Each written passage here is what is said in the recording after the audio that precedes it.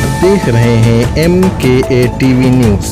छोटी बड़ी खबरों के लिए हमारे चैनल को सब्सक्राइब करें और बेल आइकन को दबाएं। देखिए, जनपद में वाहन चोरी की घटनाओं को रोकने के लिए और वाहन चोरों पे वैधानिक कार्रवाई किए जाने के लिए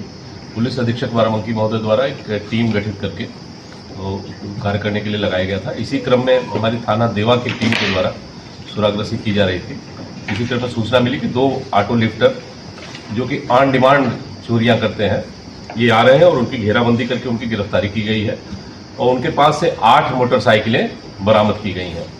जो दोनों ऑटो लिफ्टर गिरफ्तार किए गए, इनमें एक अकरम है जो कि मदेगंज लखनऊ का रहने वाला है और दूसरा सरताज है जो कि देवा कस्बा बाराबंकी का रहने वाला है। इसमें अकरम के विरुद्ध पूर्व से थाना हजरतगंज, हसनगंज, सरोजनी नगर लखनऊ और देवा, इन पे लगभग 5-6 अभियोग पूर्व से पंजीकृत है और दूसरा मोहम्मद सरताज के विरुद्ध भी 2 अभियोग पूर्व से पंजीकृत है। इनके द्वारा ऑन डिमांड गाड़ियां चोरी की जाती थी, गाड़ियों की मास्टर की बनवाई गई थी और उस की से चोरी करके गाड़ियों के नंबर प्लेट बदल करके उन गाड़ियों को बेचने का प्रयास किया जाता था। हमारी टीम इनसे लगातार पूछताछ कर रही है और आगे जो तथ्य निकल करके आएंगे उसके आधार पर विधिक कार्रवाई की जाएगी। क्या कुछ बदलाव करते थे मोटरसाइकिलों के साथ, क्या अल्टरनेट करते थे, चाहे रंग बदलना हो? 1-2 वाहन देखे यहाँ पर, किस प्रकार से बदलाव? देखिए, इनके द्वारा चोरी की गाड़ियों की जो डिमांड जिस तरह की गाड़ियों की होती थी उस तरह की गाड़ियों की ये तलाश करते थे और पूर्व से ही उस तरह की गाड़ियों की मास्टर की बनवा करके ये रखते थे और मौके पे जहां भी सुनसान स्थान पे गाड़ियां पार्क मिलती थी वहां से वो गाड़ियों को मास्टर की से खोल करके चोरी करते थे। चोरी करने के बाद इनके द्वारा गाड़ियों के नंबर प्लेट नंबर्स बदल दिए जाते थे और उसमें फर्जी नंबर डाल करके उन गाड़ियों को बेचने का प्रयास किया जाता था। हमारी टीम के द्वारा 2025 को मुखबिर की सूचना पर जब साइबर सेल टीम तलाश पर गई थी तो हमको मौके पर एक आदमी ने दिखाया था, सूचना दिया था कि इधर कुछ लोग गाड़ी से आता है और एक आदमी को बिठा के ये लोग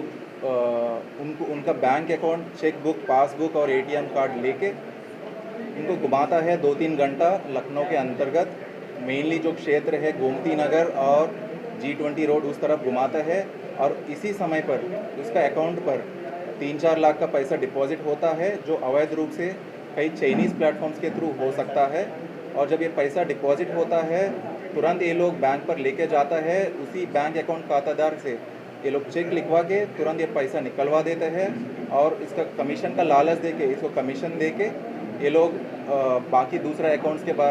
का भी इस्तेमाल कर सकता है इसमें और ये लोग तुरंत ये पैसा निकाल के इसे उनमें डिपॉजिट करके फिर वापस ये लोग उसको USDT प्लेटफॉर्म्स जो होता है, बाइनेंस प्लेटफॉर्म्स होता है, क्रिप्टो एक्सचेंज ट्रेडिंग प्लेटफॉर्म्स है, उनमें USDT में खरीद के फिर वापस ये लोग चाइनीज़ ग्रुप्स में ये लोग बेच देता है और ये लोग इसमें कमीशन लेता है। ये पूरा प्रक्रिया है इसका और इसमें हम कल 2 अलग अलग जगह से हम लगभग 8 लोगों को गिरफ्तार किए थे और उनके नाम सत्यम तिवारी है, दिवाकर विक्रम है, सक्षम तिवारी है, विनोद कुमार, क्रिश शुक्ला, मोहम्मद साद, लाइक अहमद और मनीष जायसवाल है। और हमको मौके से मिले थे जब इनका और तलाश किए थे, उधर से हम बरामदगी किए थे कि 6 मोबाइल, 2 लैपटॉप, 1 अदर टैबलेट और 4 पहिया व्हीकल और 1 पासबुक और 3 चेकबुक और 1,85,000 नगद रूप में मिले थे इनसे। और जो गिरफ्तार करने वाला टीम था हमारा साइबर क्राइम थाना, साइबर सेल और जो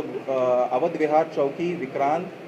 और ACP गोसाईगंज और ADCP क्राइम और DCP क्राइम का नेतृत्व में ये पूरा टीम 4 दिन से इसमें काम कर रहा था और ये सफलता हुई कि हमको इसमें 8 लोग मिले थे और इसमें आगे भी कार्रवाई होगा और बहुत सारा और नेटवर्क हम इसमें खोलेंगे। ये TRC-20 का यूज़ कर रहे थे तो ये TRC-20 क्या है और ये कितना सेफ था इनके लिए? ये TRC-20 जो है ये डिसेंट्रलाइज्ड एक लेजर है और ये ब्लॉकचेन वॉलेट है। ये मेनली ये लोग क्रिप्टो करेंसी में डील करता है। ये इसलिए यूज़ करता है कि ये सरकारी जो कानून के अंतर्गत नहीं आता है, अवैध रूप में है, क्योंकि इसमें कोई EKYC का रूप में ये लोग रजिस्टर्ड नहीं है और इसमें कोई ना ब्लॉकचेन का लेजर दिखाता है और इसका ट्रांजैक्शंस कोई GST रिसिप्ट नहीं है इनका और ये अवैध रूप में बिना EKYC का काम चलता है।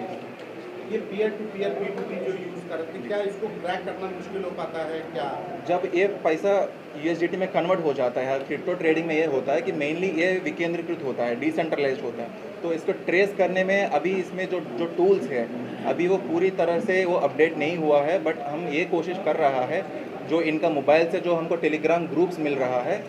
उनके थ्रू हम बैक ट्रेस करें, इनका और आगे विवेचना करें इसमें, और जो इसमें जो मेन जो लोग हैं जिनके थ्रू ये लोग पैसा आ रहा है उसको ट्रेस करने का पूरा कोशिश रहे। ये चाइनीज़ गैंग से किसी एक पर्टिकुलर गैंग या शहर से कनेक्टेड थे या मल्टीपल सिटीज़ हैं? अभी तक ये विवेचना में हमको ये समझ में आया कि जो मेनली ये लोग जो टेलीग्राम ग्रुप्स में जुड़ते हैं और इनका 1 महीने तक इनका ट्रेनिंग चलता है उसमें कि ताकि उनको कैसा इनको पूरा टेक्निक समझा देते हैं वो चाइनीज़ वाले कि कैसा इनको बैंक अकाउंट्स डालना है उसमें और कैसे उसमें पैसा आएगा और कैसे तुरंत निकलवा के उसी दिन ये लोग डिपॉजिट करके वापस जाएगा। तो इसमें अभी तक कोई एक आदमी का नाम हम कोई मोस्टली ये चाइनीज़ नागरिक लोग हैं क्योंकि वो जो पूरा टेलीग्राम ग्रुप है वो पूरा चाइनीज़ लैंग्वेज पर पड़ा हुआ है और ये लोग इनसे बस संपर्क करता है, इंग्लिश में बात करता है और बट ये पूरा जो प्लेटफॉर्म है चाइनीज़ नाम पर है। एक साधारण भाषा में अगर हम कहें तो चाइनीज़ अपनी ब्लैक मनी को वाइट कर रहे हैं वहाँ। इसमें आगे और भी विवेचना में हमको ये पता चल सकता है कि पूरा मनी लॉन्ड्रिंग का जो पैसा है जितना भी ये बाकी ये कॉल सेंटर्स का इसका फ्रॉड का पैसा बाहर निकल जाता है उसी पैसा को मुझे लगता है कि ये लोग मनी लॉन्ड्रिंग